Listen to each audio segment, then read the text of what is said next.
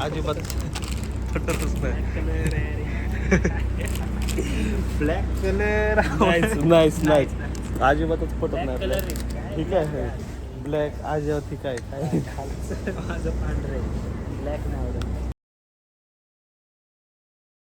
मित्रांनो जय शिवराय. जय शिवराय मित्रांनो. आज Friday Sensex expiry. Sensex premium पण आता भरपूर आहे. आणि कसं आहे gap up gap down. Gap up आहे आज. सेन्सेक्स आय थिंक 280 काहीतरी आणि निफ्टी पण आहे 100 पॉईंट. बँक निफ्टी पण असेल 200-250 बघितलं नाही मी एवढं पण 180 पॉईंट. आता डिसेंबर महिना जसा जसा आता संपत येईल, चालू होतोय संपतोय, जानेवारी चालू होतोय, तसं जसं जसं कालच्या पण व्हिडिओमध्ये बोललो होतो मार्केट थोडं वॉलटाईल होत चाललंय आता. आणि हे मार्केट आमच्यासाठी तरी नाही, सेलरसाठी नाही म्हणजे थोडक्यात. आणि बायरसाठी एक चांगली ऑपॉर्च्युनिटी भेटू शकते कारण प्रीमियम वाढतात. ते पण कसं आहे स्पाइक मारला तर काम 25 होऊ शकतं. त्यामुळे अशा वेळेस तुम्ही स्टॉक वगैरे मध्ये काही ना करणं कधी पण चांगलं आहे. आणि मला इलेक्शनमुळे इफेक्ट होतोय स्टॉकवरती पण. आणि कसं आहे अशा मार्केटमध्ये लॉस नका करून घेऊ जास्तीत जास्त. प्राइस ऍक्शन जरी किती लावली ना तरी कुठं ना कुठं एखादा स्पाइक येतो असा की तुमचा 20-20 रुपयाचा जो कॉल आहे 100ला पण जातो, पण 5 रुपयाला येऊन 100ला पण जाऊ शकतो. त्यामुळे तुमचा स्टॉप लॉस पण हिट करू शकतं, वरती पण जाऊ शकतं. त्यामुळे थोडं व्हॉलॅटिलिटी जास्त आहे एकदम. त्यामुळे बघू आता काय होतंय. स्ट्रॅडल स्ट्रँगल मारायचा प्रयत्न करू साईडवेज मार्केट दिसल्यानंतर. बघू आता काय होतंय. भेटू ट्रेडमध्ये. मित्रांनो 10:36 झालेत आणि मार्केट आहे बऱ्यापैकी साईडवेजच आहे. आणि साईडवेज सेन्सेक्स निफ्टीमध्ये वरती चाललंय रिटेस्ट करत. आणि आपलं जे आहे मालामाल थोडासाच आहे, जास्त नाही, एवढं नाही. 3000 रुपये खालचं काय रे काय हे सेन्सेक्स. हे कोल इंडिया आहे. हे स्टॉक मध्ये आता मी तुम्हाला आता आम्ही बाहेर चाललोय आल्यावर सगळं डिटेल्स सांगतो की स्टॉक मध्ये आम्ही कसं करतोय. आणि हे खालचे सेन्सेक्स मध्ये आम्ही 5-5 लॉटनी बाईंग आणि सेलिंग केली होती, म्हणजे 5 lot bye 5 lot sale.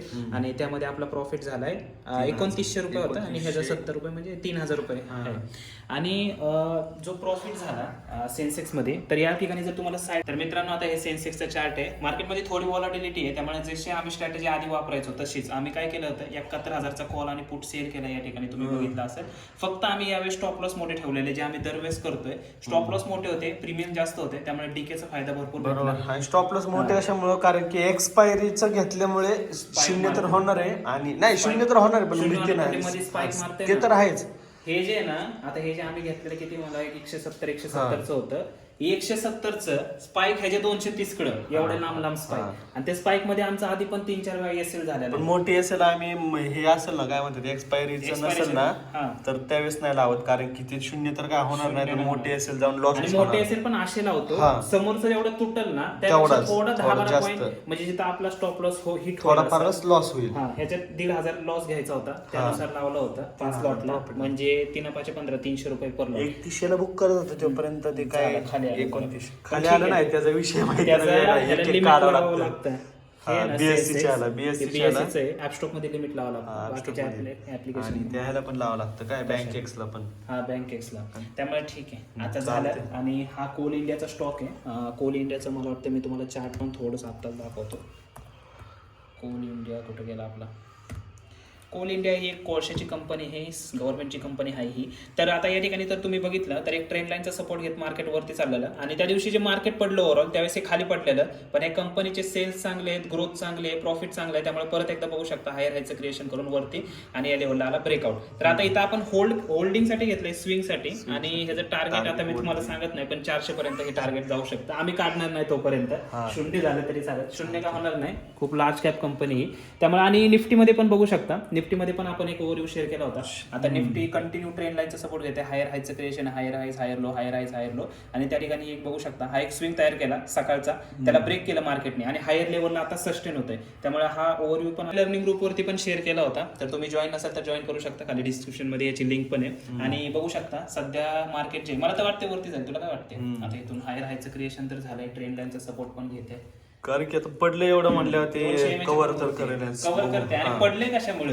Profit booking आणि त्यामुळे ऑपरेटर एवढं कोरोनाच्या न्यूजमुळे नाही पडलं, प्रॉफिट बुकिंग मुळे पडलं. ऑपरेटर वाल्याने तांडव केलाय. त्यामुळे मला तर वाटतं इथपर्यंत जाईल 21,491 पर्यंत तरी. बघू आता चालतंय. भेटू बाहेर चाललोय आज भेटू मित्रांनो. तर भेटू कुठं जातोय बघू. मित्रांनो डीमार्ट मध्ये डीमार्ट मध्ये आलो. आणि काल पण इथंच आलतो, पण आज जरा वेगळ्या सेक्शनला आलोय, कपडे घ्यायला आलोय. कपडे घ्यायला मला नाही, भावाला घ्यायला आलोय. कारण की मी नाही घेत कपडे. मी पण नाही घेत कपडे. तेच की कपडे अजिबात नाही आवडत. कधीतरी झुडिओला जातो, पण कपडे नाही. काळा कलर तर आवडत नाही आपल्याला. काळा तर नाही आवडत, ब्लॅक नाही आवडत. ब्लॅक कलर अजिबात, म्हणजे मला तर नाही ब्लॅक कलर अजिबात पटतच नाही. ब्लॅक कलर ब्लॅक कलर नाहीच अजिबातच पटत ब्लॅक नाही. कलर ठीक आहे, ब्लॅक अजिबात ठीक आहे. काय माझं पांढरं आहे, ब्लॅक नाही आवडत. ब्लॅक नाही आवडत का? ब्लॅक शिवाय दुसरं भेटत बी नाही रे. हां, ब्लॅक एक नंबर कलर आहे. डार्क ब्लॅक तर तुम्हाला माहितीच आहे का हवा असतं. तर काय वाटते, कसं वाटते प्रॉफिटमध्ये फिरायला? प्रॉफिटमधनं फिरणं जरा वेगळं वाटतं, चांगलं वाटतं, पॉझिटिव्ह वाईब येतात. आणि लॉसमध्ये फिरायला बरोबर. लॉस झालेलं काय वाटत नाही, आपल्या हाताने झालेलं असतं ते लॉस. फक्त तेवढाच थोडा मूड डाऊन होतो. मूड डाऊन होतो, बरोबर आहे. आणि अशाला जोश येतो. मजा कधी आहे ना, ज्यावेळेस 10,000 प्रॉफिट होतील त्यावेळेस मजा येईल. 10, 20, 50, 10,000 प्रॉफिट, वा. 50, 50 तर कधी व्हायचं? होईन 10,000 तरी होतील लवकरच. बघू आता जसं मार्केट साईडवेज राहील तसं. मार्केट साईडवेज मार्च नाही, मार्च कुठलं आता इलेक्शन इलेक्शन आहे एप्रिल मे नंतरच. पण तसं इलेक्शनच्या टायमिंगला आपण वेगवेगळे स्ट्रॅटेजी पण आहेत आपल्याकडे. त्याच्यामध्ये 10 होऊ शकतो डायरेक्ट घपक्यात. 10 होईलच मला वाटतं. इलेक्शन ज्या दिवशीचा रिझल्ट आहे ना, त्या दिवशी 10 होणारच आहे 100%. त्याला 0 लागेल पुढे अजून काय सांगता येत नाही. एक्झिट करायला जायचं, 100 रुपये यायचं. मागच्या मुहूर्त ट्रेडिंगला एक्झिटला गेलो, नो प्रॉफिट नो लॉस. आणि फुल 92ला जाऊन आलं. 92ला गेलं, तिथंच राहिलं नंतर. आणि आपलं एक्झिट इकडे केलं 69 आलं आणि एंट्री तिथंच होती. असू द्या, बघू जरा, बघू काय होतंय, घेऊयात काय. तर मित्रांनो, आपण रूमवरती आलेलो आहे जेवायला आत्ता. आणि जेवायचा पदार्थ तर तुम्हाला नंतर दाखवतो. सध्या 4 पट होती. बापरे, एवढी चटणी का दिली? काय नाही, म्हणजे 20 रुपयाचा समोसा, 50ची चटणी. आणि समोसा आणला, आम्ही समोसा खातो जरा. आणि त्यात काय आहे, पनीरची भाजी. किती थाळ्यात आहे पनीरची भाजी? 2? काय नाही, एखादच आहे 2 चपात्या. मला वाटलं 2 भरून आणले का काय आता. तर चालतं मित्रांनो, भेटू आता टेस्टिंगच्या दरम्यान. कसं आहे समोसा? तर समोस्याचं मी खाल्लंय फक्त बाहेरचं आवरण सध्या. आणि जर तुम्ही आतून बघितलं तर पूर्णपणे भरलेला एकदम क्रिस्पी असा समोसा आहे. तर आता मी एक चटणी बाईट घेऊन बघतो, तुम्हाला सांगतो, रिव्ह्यू देतो मी.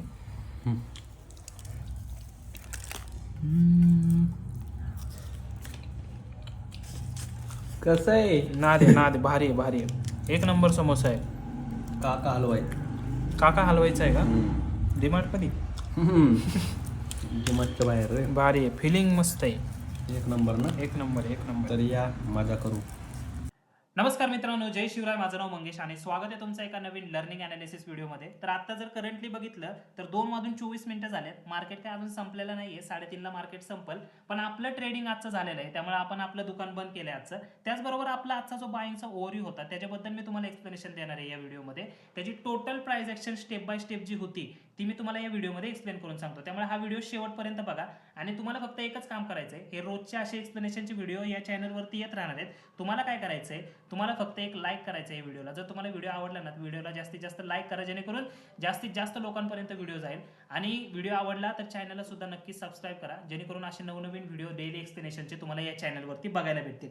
तर आता डायरेक्टली मी व्हिडिओला सुरुवात करतो. तर हा निफ्टीचा चार्ट आहे. आता निफ्टीचा चार्ट मी थोडा झूम करून घेतला. तर आजचा आपला बाईंगचा ट्रेड आपण एक्झिक्यूट केला होता, पण त्याच्या आधी मागच्या 2 दिवसाचं अनालिसिस करायचं. तर मागच्या 2 दिवसांमध्ये बघितलं तर ही 20 तारीख आहे. 20 तारखेला मार्केटमध्ये एकदम धिंगाणा झाला होता. मार्केटमध्ये एकदम पुट साईडला रॅली आली होती. तर आता या पुट साईडची जी रॅली आली तिथं भरपूर लोकांच्या मनात विचार आले की चला मार्केटमध्ये आता सेलिंग सुरू झाली, चला आता पुट बाय करायचा. पण इमिजिएटली दुसऱ्या दिवशी जर बघितलं तर मार्केट परत एकदा खांबासारखं उभं राहिलं परत. तर हे का झालं? कारण तुम्हाला भरपूर लोकांना माहित नसेल, ही जी शॉर्ट सेलिंग आली ना मार्केटमध्ये, ती प्रॉफिट बुकिंगमुळे आली. ती कुठल्या न्यूजमुळे, ह्याच्यामुळे त्याच्यामुळे काय नाही आली. पॅनिक सेलिंग बिलिंग काय नाही झाली मार्केटमध्ये प्रॉफिट बुकिंग झाली. आता तुम्ही एखादा विचार करा, प्रॉफिट बुकिंग कशी ओळखायची? ती म्हणजे आता समजा मार्केट गॅप ओपन झालं, हायर लेवलला गेलं, गेलं, गॅप अप ओपन झाला हायर लेवलला, continue market gap up open होतंय, वरती जाते, असं शक्य आहे का मार्केट कंटिन्यू वर जाईल?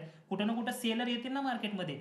आता एखाद्या लोकांनी इथं कॉल घेतलाय, एखाद्या लोकांनी पार ते 5 स्टेटमध्ये इलेक्शन झालं तिथं कॉल घेतलाय, ते लोक एवढ्यावरती कॉल होल्ड करून ठेवतील का? त्यामुळे काय झालं मार्केटमध्ये जर तुम्ही बघितलं सकाळ सकाळ त्या दिवशी 20 तारखेला एक लोअर लोचं क्रिएशन झालं आणि हा बेसिक सपोर्ट ब्रेक केला, तसं धडाधड सेलिंग आली.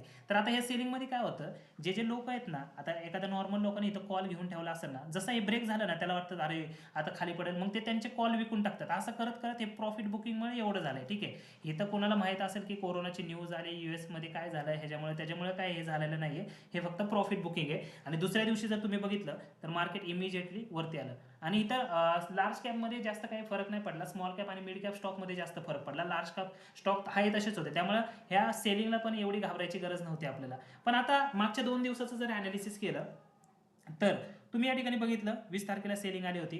त्यानंतर आजच्या दिवसाचा मागचा दिवस म्हणजे कालचा दिवस बघितला तर कालच्या दिवशी मार्केटमध्ये काय झालं, गॅप डाऊन ओपनिंग झाली, पण मार्केट बाहेर एकदम स्ट्रॉंग होते की मार्केटला खाली ढकलूनच दिलं नाही. इथं मार्केट होतं, आता या ठिकाणी बघू शकता मार्केट ओपन झालं, कंटिन्यू बाहेरने higher highs higher low create करत मार्केट वरती नेलं. तर आपल्याला आजच्या दिवसाला काय बघायचं होतं की आजच्या दिवशी आपल्याला एक थोडा अंदाज होता की मार्केट पॉझिटिव्ह जाणारच. का पॉझिटिव्ह जाणार? कारण एवढं मार्केट पडून सुद्धा ह्या दिवशी म्हणजे या ठिकाणी जर तुम्ही बघितलं कलर चेंज झाला याला, थांबा एक मिनिट.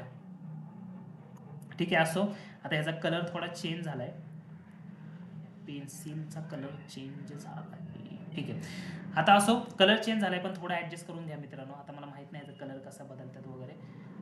इथं असेल काहीतरी फॉन्ट नाही, ठीक आहे, असो जे काय असेल हा कलर थोडा ऍडजस्ट करा. तर मार्केटमध्ये काय झालं, डाऊनफॉल आला होता, पण डाऊनफॉल नंतर कालचा दिवस जर बघितला तर मार्केटमध्ये हायर हायचं क्रिएशन करून मार्केट परत एकदा वरती गेलं होतं. त्यामुळे आपल्याला अपेक्षा काय होती की मार्केट एवढं पडून सुद्धा जर त्या आदल्या दिवशी वरती जात असेल तर कुठं ना कुठे एक पॉझिटिव्ह अप्रोच आपल्याला पाहिजे होता. तर त्याचं कन्फर्मेशन कसं भेटलं, आजच्या दिवशी जर तुम्ही बघितलं तर तुम्हाला आजच्या दिवशी आहे ना एक गॅप अप ओपनिंग बघायला भेटले असेल इथं. तर ह्या गॅप अप ओपनिंग नंतर तुम्ही बघितलं, ठीक आहे, तर ह्या गॅप अप ओपनिंग नंतर तुम्ही जर बघितलं तर मार्केट सुरुवातीला खाली गेलं. ठीक आहे, लोअर लोचं क्रिएशन नाही झालं, म्हणजे लोअर लोचं म्हणजे कसं, हा जो लो आहे तो तोडून मार्केट खाली नाही गेलं, फक्त मार्केटमध्ये खालच्या डायरेक्शनला मूव्ह आला. त्यानंतर लोअर लोचं क्रिएशन नाही झालं, त्यानंतर काय झालं, हायर हाईजचं क्रिएशन होऊन मार्केटने हा जो हाय होता त्याला दिला ब्रेकआउट. हे होतं आपल्यासाठी कन्फर्मेशन बाईंगच्या साईडचं. दुसरं कन्फर्मेशन काय होतं, हे 200 MA 200 MA आपण लावला तर या ठिकाणी बघितलं 200 MA ला पण मार्केटने या ठिकाणी या कॅन्डलने काय केलं, क्रॉस केलं होतं. ठीक आहे, त्यानंतर तिसरं कन्फर्मेशन बघितलं तर ही होती ही ट्रेंड लाईन. आता ही ट्रेंड लाईन कशी ड्रॉ केली होती, कालच्या दिवसाच्या बेसिसवर. काल मार्केटने कंटिन्यू या ट्रेंड लाईन सपोर्ट घेतलं वरती गेलं, सपोर्ट घेतलं वरती गेलं, सपोर्ट घेतलं वरती गेलं, सपोर्ट वरती आणि परत एकदा वरतीच गेलं. हे होतं तिसरं कन्फर्मेशन. आणि त्यानंतर आपण एका गोष्टीचा जर विचार केला तर तुम्ही बघितलं जसं की मी तुम्हाला सांगितलं पॅराबॉलिक कॅन्डलला कधीच एंट्री घ्यायची नाही. ही पॅराबॉलिक कॅन्डल आहे, डायरेक्टली एक मोठी कॅन्डल तुम्हाला या ठिकाणी बघायला भेटते. पण पॅराबॉलिक कॅन्डल नंतर जनरली जर तुम्ही बघितलं तर मार्केटमध्ये एक रिव्हर्सल येतो, लोअर लोचं क्रिएशन होतं, पटकन पडतं मार्केट. ठीक आहे, पण तसं पण काय बघायला नाही भेटलं, मार्केट कंटिन्यू वरच्या डायरेक्शनला सस्टेन होत होतं. आणि त्यानंतर जर तुम्ही बघितलं तर मार्केटमध्ये एक 21,384 पर्यंत मार्केट गेलं आणि तिथून परत एकदा ही ट्रेंड लाईन डाऊन साईडला ब्रेक करून मार्केट खाली आलं आणि परत एकदा आता मार्केट वरती चाललंय. तर ही जी आहे ही डिसेंबरची व्हॉलॅटिलिटी आहे. हे डिसेंबरमध्ये एवढं डेंजर व्हॉलटाईल मार्केट असतं ना की अशा मार्केटमध्ये तुमच्या वरच्या साईडला खालच्या साईडला दोन्ही साईडला स्टॉप लॉस होऊ शकतात. त्यामुळे अशा वेळेस काय करायचं, एक तर तुमची क्वांटिटी कमी ठेवायची, त्यानंतर तुमचे स्टॉप लॉस कमी ठेवायचे आणि टार्गेट पण कमी करायचं. तर हा जो आपला आजचा ओव्हरव्ह्यू होता तो आपल्या लर्निंग ग्रुपवरती पण शेअर केला होता. आता या ठिकाणी लर्निंग ग्रुप मी ओपन करतो. या ठिकाणी जर बघितलं expecting bullish price about trend line support 21,250 या ठिकाणी आपण ओव्हरव्ह्यू शेअर केला गेला होता. आणि हा जो ओव्हरव्ह्यूचा लर्निंग ग्रुप आहे हा कुठला पेड ग्रुप वगैरे काय नाही आहे, हा फ्रीमध्ये ग्रुप आहे. डिस्क्रिप्शनमध्ये आपल्या लिंक दिलेली आहे, तिथे जाऊन तुम्ही जॉईन करू शकता. आणि या ठिकाणी रोजचे ओव्हरव्ह्यू शेअर केले जातील. त्याचं रिझन एवढंच आहे की डिसेंबर महिन्यात तुम्ही क्वांटिटी कमी ठेवा, स्टॉप लॉस कमी घ्या, कारण डिसेंबर महिना खूप व्हॉलटाईल असणार आहे. आणि येणारे आता ते 22 तारखेपासून ते 31 तारखेपर्यंत व्हॉलटिलिटी खूप जास्त असणार आहे. त्यामुळे अशा व्हॉलटाईल मार्केटमध्ये तुमचे स्टॉप लॉस कमी झाले पाहिजे, कारण मार्केट खालीवर दोन डायरेक्शनला कुठं पण पटापट मूव्ह करू शकतं. त्यामुळे अशा वेळेस स्टॉप लॉस कमी घ्या, पोझिशन सायझिंग कमी ठेवा. येणाऱ्या फेब्रुवारीमध्ये खूप सारे अपॉर्च्युनिटीज आहेत आपल्याकडे, त्यावेळेस आपण जास्त संधी आहेत आपल्याला प्रॉफिट बनवायचे. त्यामुळे आता स्टॉप लॉस कमी घ्या. ठीक आहे, आणि हा होता टोटल आता आपला आजचा ओव्हरव्ह्यू, ज्यामध्ये आपण एक बाईंग पोझिशन इनिशिएट केली होती. मागच्या दिवसाचा विचार केला होता, मागच्या दिवशी मार्केट पॉझिटिव्ह होतं, आजच्या दिवशी पण डेचा हाय ब्रेक केला, त्यानंतर ट्रेंड लाईनचा सपोर्ट, त्यानंतर 200 MA ब्रेक, भरपूर सारे कन्फर्मेशन होते. प्राइस ॲक्शनच्या बेसिसवर आपण हा ट्रेड एक्झिक्यूट करायचा प्रयत्न केला होता. तर मित्रांनो आत्ता वाजलेले आहेत 1:17 झालाय, ट्रेडिंग झाले आपले, जेवण पण झाले. सध्या प्रॉफिट तोच आहे 3,000 रुपये. मगच परत काय ट्रेड केला नाही आम्ही, कारण ठीक आहे. 5 लॉटवरती 3,000 पण जास्त आहेत. म्हणजे पर लॉट आपण किती रुपये काढले? 600 रुपये पर लॉट निघले, जे की ठीक आहे. म्हणजे 200-300 जरी काल बघितलं असेल तर 200-250 भेटत होते, पण 1000 जाऊन परत एकदा रिटर्न आलं. पण झालं आज बऱ्यापैकी झालं. आणि डीके, कारण काय काल पण म्हणलं होतं की प्रीमियम भरपूर आहे, त्यामुळं डीके पण होऊ शकतो, पेमेंट नाही आले पाहिजे. मार्केट पण तसं चांगलं होतं आणि त्या थोड्या साईड स्टार्टिंगला मूव्ह होत्या खाली, परत अचानक वर गेलं. नाही तरी पण ते मोठे स्टॉप लॉस लावल्यामुळे मॅनेज स्टॉप लॉस लावल्यामुळे बारके लावले असते तर उडले असते, मग बारके लावले असते ना, उडले असते, ऍडजस्टमेंट झाले असते. ऍडजस्टमेंट करत ते मायनसला दुसराही असतं ते BSCचं आहे ते, त्यामुळे त्याला लिमिट लावूनच घ्यावं लागते मार्केट. आणि असं मी म्हणत नाही की आपण म्हणजे तुम्ही लावा छोटे स्टॉप लॉस, आम्ही मोठे लावलेत कारण आम्हाला माहिती आहे समोरचं किती तुटल, त्यानुसार मोठे लावलेले. एकदम असं नाही की 100चं घेतलं 500-600 असं नाही स्टॉप लॉस लावला, असं पण नाही. आणि सपोज 10-10चं घेतलं आणि 30 रुपये लावले, तो तुटणारच नाही. ह्याच्याकडे जर 10चं घेतलंय आपण 10-10चं, ह्याच्याकडे किती मॅक्स तुटू शकतो? 5. मग त्यानुसार 16-17 असं लावायचं, जेणेकरून आपला जो स्टॉप लॉस आहे म्हणजे लॉस ओव्हरऑल किती घ्यायचा 1,500, तर तो कसा होईल तेवढे पॉईंट कॅल्क्युलेट करून एक्स्ट्रा लावायचे. आणि मग ते सकाळी तसंच झालं, थोडं मार्केट खाली आलं, पुट वाढला, पण पुट वाढला, पुट स्टॉप लॉस पर्यंत नाही गेला, मग परत फिरला, मग परत लेवलच आले ते जिथं होतं तिथं डीके झाला दोन्हीकडून. त्यामुळे ठीक आहे, चांगलं झालं. आजचा दिवस चांगला होता ओव्हरऑल. आणि थोडं आता बघू हळूहळू आपण म्हणजे नवीन स्ट्रॅटेजी वापरायचा प्रयत्न करू जरा, कारण जसं जसं मार्केट बदलतंय तसं आपल्याला बदलावंच लागेल. आणि व्हॉलॅटिलिटी बघा किती आहे, रोज गॅप अप गॅप डाऊन आहे रोज. हे मार्केट वेगळं आहे आणि जे एप्रिल ते नोव्हेंबर पर्यंत ते वेगळं आहे. आणि आता इलेक्शन पण आहेत एप्रिलमध्ये, ह्यावेळेस तर एप्रिल पर्यंत धिंगाणाचे नुसता धिंगाणा आहे. त्या धिंगाणात अडकायचं नाही, मजा घ्यायची. बघू आता बाहेरसाठी चांगले दिवस आहेत, त्यामुळे बघू. आज बाईंगचा पण ओव्हरव्ह्यू चांगला भारी झाला, त्यामुळे तुम्ही जॉईन करू शकता. खाली डिस्क्रिप्शन मध्ये टेलिग्रामचा लर्निंग ग्रुप आहे. नाही आम्ही बाहेर चाललेलो त्यावेळेस, पण आमचा एक ट्रेड झाला होता त्यामुळे नाही घेतला, पण भारी झाला, भारी गेला ट्रेड लाईनचा सपोर्ट घेऊन. आता दुपारी एक ट्रेड लाईन त्यांनी ब्रेक केली, परत एकदा वरतीच चाललंय. चांगले ओव्हरऑल झालाय भारी. आता तुम्ही लर्निंग ग्रुप जॉईन करू शकता, खाली डिस्क्रिप्शन मध्ये त्याची लिंक दिलेली आहे. आणि ओव्हरऑल हा ब्लॉग कसा वाटला कमेंट करून सांगा. आणि जर तुम्हाला व्हिडिओ आवडला असेल मित्रांनो तर व्हिडिओला जास्तीत जास्त लाईक करून टाका, शेअर करा, चॅनलला सबस्क्राईब करा. धन्यवाद. तुमचा दिवस शुभ असो.